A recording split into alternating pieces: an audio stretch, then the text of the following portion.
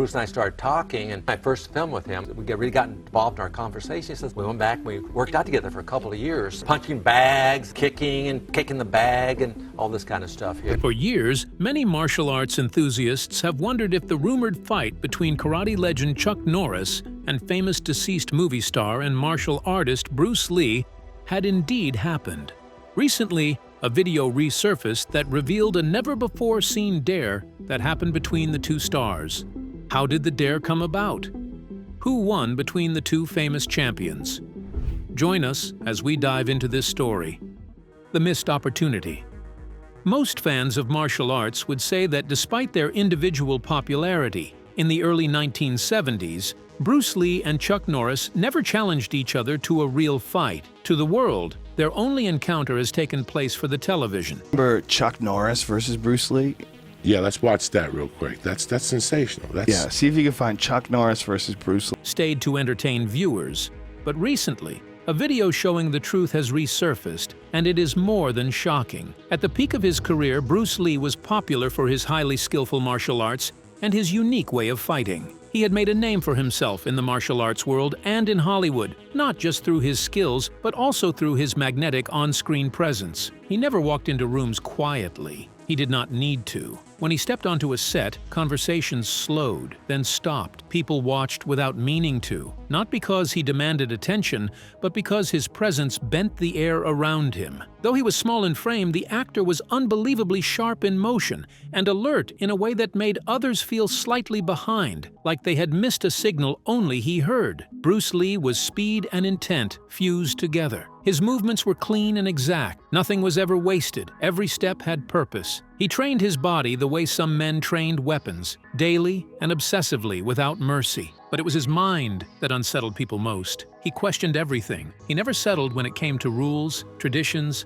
and hierarchies. He did not bow to systems just because they were old. He often wanted the truth, even if it broke things. At a time when America was dealing with deep racial divides, Bruce challenged the rules. Bruce Lee opened his martial arts schools to everyone. That alone was revolutionary. Martial arts instruction had long been closed off to non-Chinese students. Bruce didn't care. If you were ready to learn, he was ready to teach. His students came from every background. To Bruce, fighting styles didn't belong to any one group, and neither did people. He also broke the mold in Hollywood. At the time, Asian characters were rarely shown as strong or complex. They were usually comic relief or background figures. Bruce challenged that. He spoke openly about the lack of real representation, and he pushed for stories where Asian characters had depth, strength, and dignity. He even pitched his own show, The Warrior, centered around a Chinese martial artist in the American West. But the networks passed, saying it wasn't marketable, only to later produce Kung Fu with a white actor in the lead.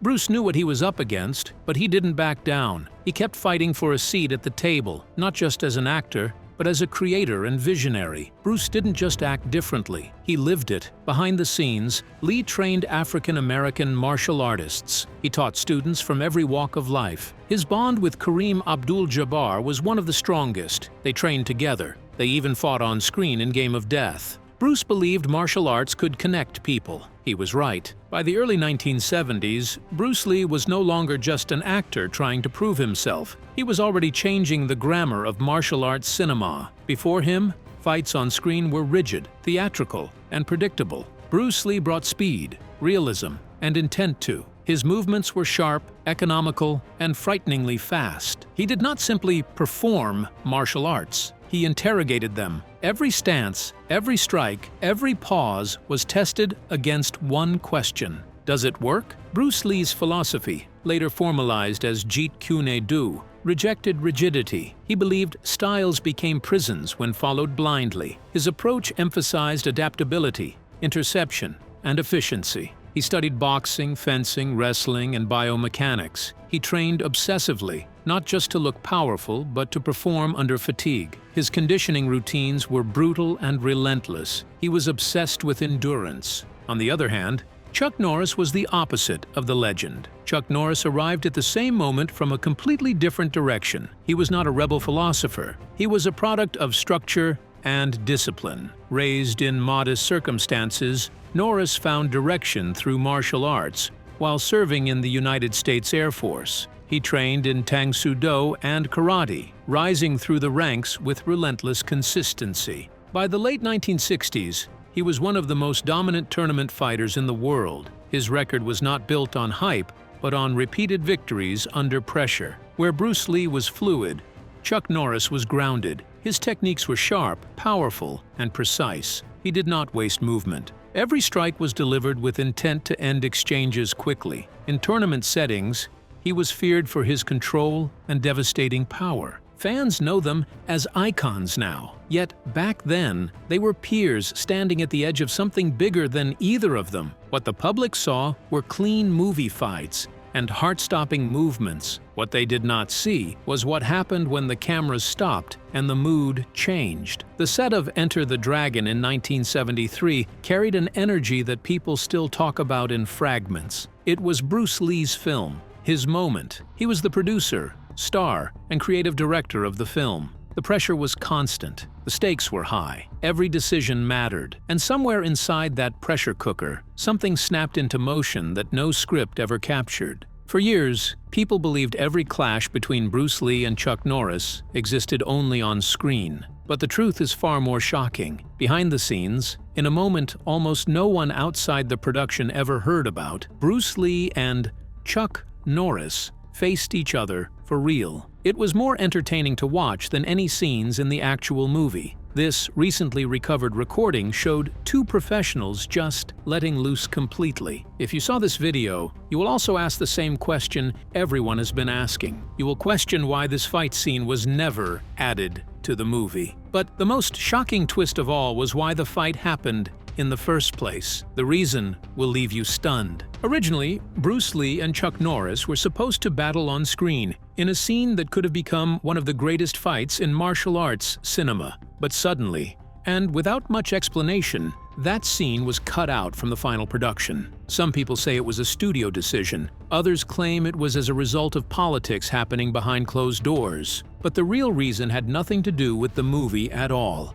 and everything to do with what was happening between the two movie stars when the cameras stopped rolling. Now, decades later, the truth about that hidden confrontation is finally coming to light. The answer leads to an even bigger shock. The fight did not happen by accident. Before Enter the Dragon became the movie the world knows, Bruce Lee had a larger vision. He did not see the story as just a tournament. He saw it as a statement. In his early outlines, the duel with Chuck Norris was not just physical, it was symbolic, a fight meant to showcase the battle of speed against power, freedom against structure. Bruce Lee wanted to show the vision of adaptation against tradition. Bruce Lee imagined the fight as a turning point, not just for the character but for the philosophy behind him. The hero would face a man who represented everything Bruce Lee had been challenging for years, a wall built from rules and muscle and discipline. Contrary to what ended up happening, Chuck Norris was not cast as a villain. He was cast as a question, and when that question moved off the page and into real life, it stopped being safe.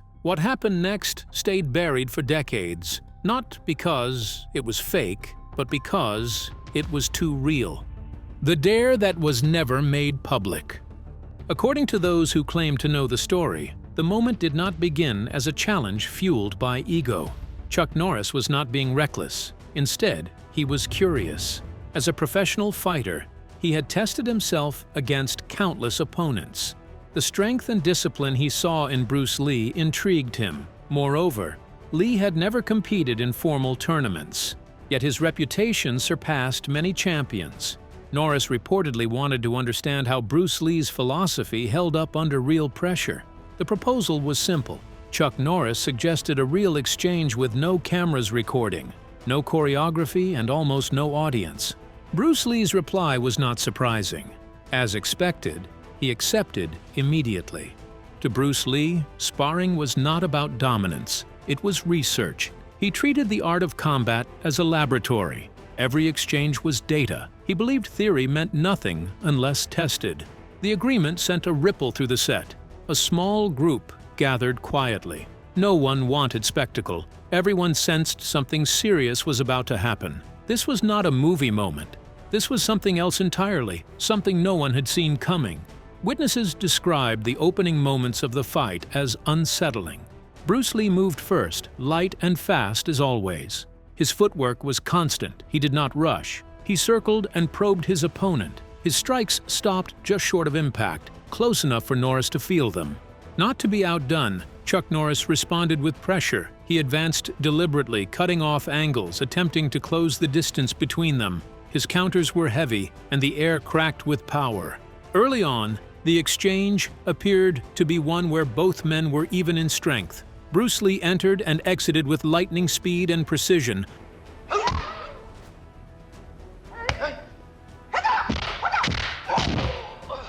while Norris advanced and pressured. Neither man landed cleanly. Neither rushed to escalate the odds of the battle. But what happened next was unexpected. Time began to matter. As the fight progressed, Bruce Lee did not slow down, but Chuck Norris did. Despite his strong build and solid foundations, fatigue crept in quietly. Norris's strikes remained powerful, but recovery from Bruce's blows took longer. On the other hand, Bruce Lee's breathing stayed controlled, and his movements remained sharp. His pace did not drop. Bruce Lee had conditioned himself for endurance. His philosophy emphasized conserving energy, avoiding unnecessary tension, and exploiting fatigue. Norris later described it as fighting something that never stayed still. The exchange continued until Norris stepped back, muscles burning. He raised a hand to stop. Bruce Lee bowed immediately. In the end, no winner was declared, but none was needed. Everyone present understood what had happened. Even though it appeared that he had won, Bruce Lee had not overpowered a champion. He had simply outlasted him, and that distinction mattered more than any knockout. The fight the studio prevented. The Way of the Dragon is remembered today for one scene above all others: the fight between Bruce Lee and Chuck Norris inside the Roman Colosseum. It is often cited as one of the greatest martial arts duels ever filmed. But the lengths Bruce Lee went to make the scene a success is shocking. Bruce Lee insisted that Chuck Norris not be portrayed as weak or easily defeated. He wanted the fight to feel balanced, competitive, and respectful. The sequence was designed as a seesaw battle, with momentum shifting back and forth. Each man was allowed to shine. Each style was given room to express itself. That choice mattered, as Bruce Lee was the star. He had creative control. He could have framed the fight as a one-sided display of dominance, yet he did not. He understood that legitimacy came from resistance. As Bruce planned, the scene elevated both men. Norris emerged as a credible cinematic force, while Lee reinforced his reputation as someone confident enough to share the spotlight. Yet his confidence would soon be tested in a very different context. Enter the Dragon was supposed to be Bruce Lee's defining moment. Enter the Dragon, the film that made Bruce Lee an international superstar, is returning to the big screen. A global production backed by Warner Brothers. A film designed to introduce him to the world not as a niche martial artist, but as a leading man. Early drafts of the script were ambitious. Bruce Lee envisioned multiple philosophical confrontations. One of them involved Chuck Norris. The idea was not just another fight, it was to show the magnificence of two different karate philosophies: Bruce Lee's Jeet Kune Do versus Chuck Norris's structured karate. It was the battle of speed versus power. It would have been a duel that went beyond physicality. Eventually, studio executives disagreed. They worried about pacing and about the fight about the central villain. They worried that too many titans would dilute the narrative. The scene was cut quietly. Chuck Norris was removed from the film. Instead of becoming a symbolic opponent at the heart of the film, he was repositioned to feature in another movie altogether, The Way of the Dragon. Bruce Lee was not too happy about this development. It wasn't just a simple logistical cut as it was for Hollywood. For him, it was a disruption of the philosophical message he wanted the film to carry. Chuck Norris, who was already a respected martial artist with a global presence, had anticipated a major spotlight in the film, but he was greatly disappointed. He thought he would get a chance to showcase karate on the world stage alongside Bruce Lee's Jeet Kune Do. Losing the scene was disappointing, and whispers began circulating around the set about creative disagreements and the tension that naturally follows two competitive world-class fighters placed in close quarters. At the same time, Bruce Lee, who was deeply protective of the way martial arts should be portrayed, felt frustrated watching a scene he had poured philosophy into simply vanish from the script. This cutscene would eventually set the stage for a confrontation that no camera was rolling for. The set of Enter the Dragon was not an ordinary film production. It was packed with real martial artists. There were renowned figures like Jim Kelly, Bob Wall, and Sammo Hung. Even a young Jackie Chan was there performing stunts long before fame found him.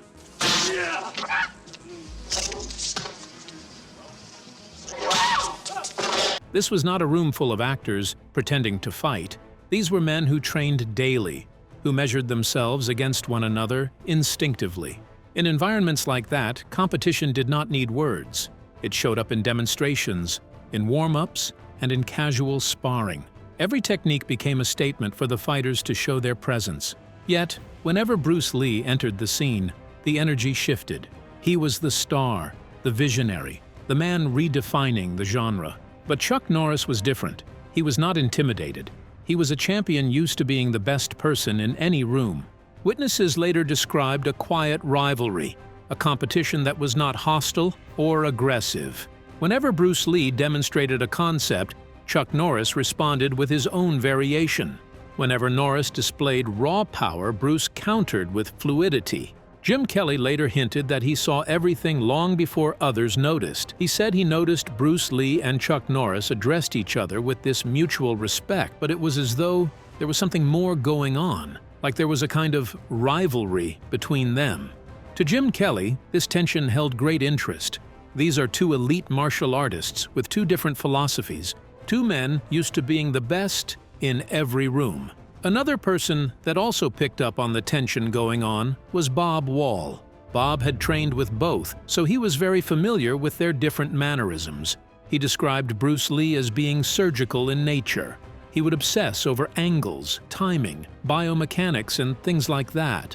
Chuck Norris, on the other hand, embodied raw, disciplined karate power. His movements were grounded, structured, and backed by years of tournament victories. Stuntmen on the set noticed it too.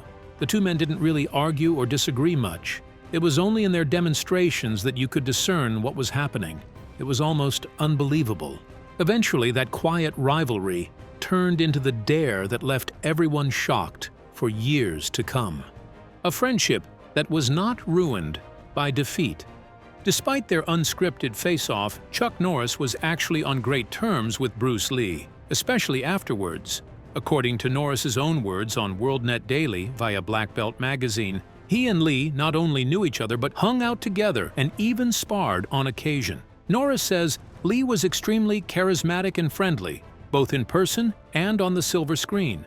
The bearded karate legend also says he totally enjoyed sparring and just spending time with him. It was revealed that Bruce Lee and Chuck Norris genuinely enjoyed spending time with each other, as they had plenty of respect for each other's skills and philosophy. As Mixed Martial Arts tells us, the men met at the 1967 All-American Karate Open Championships at Madison Square Garden, where Lee gave a demonstration of his techniques and Norris took home the championship. The two men started talking, and a long discussion about their respective fighting philosophies led to a no doubt epic corridor sparring session that lasted until 4 a.m. You're basically required to form a friendship after a first meeting like that. So that's precisely what Lee and Norris did. For the next 2 years, they met up in Los Angeles to train in Lee's backyard, and the habit only ended when Lee relocated to Hong Kong to quite literally kickstart his movie career. But Chuck Norris revealed something shocking in his interview. Norris said that it was actually he who convinced Lee to see the usefulness of high kicks, which later became one of Lee's legendary moves. Bruce had different philosophies at that time than I did, Norris tells us. He said, "I believe in only kicking below the waist. I believe you shouldn't go any higher than the waist." Norris, in turn, argued that you should absolutely kick the opponent wherever they're dumb enough to allow you to, and backed up his argument with an array of his famed high kicks. This impressed Lee greatly, and he started incorporating Norris's higher kick techniques in his arsenal. To be fair, Lee had already performed his fair share of on-screen high kicks at that point, so it's not like Norris taught him an entirely new skill out of the blue. Still, Lee certainly seems to have remembered his old sparring partner fondly. Because when he was looking for a truly hardcore on-screen opponent, a few years later he picked up the phone and called his old friend about this thing called The Way of the Dragon. Of the Way of the Dragon. As you know, Bruce Lee films over. The rest, as they say, is history. While it's heartwarming to know that the Jeet Kune Do innovator and the karate master were actually great buddies in real life, Norris also answers the real question on everyone's lips. What would have happened if the two had faced each other in a for-realsies competition? Sadly, he refuses to name a winner and tactfully dodges the question with a Lee-style philosophy nugget he calls a Bruceism. Showing off is the fool's idea of glory. What are your thoughts on Bruce Lee and Chuck Norris's fight? How do you feel about the rediscovered recording and the dare? Share your thoughts in the comments below. Remember to like, share, and subscribe for more. Also, click the following video shown on your screen. You will enjoy it.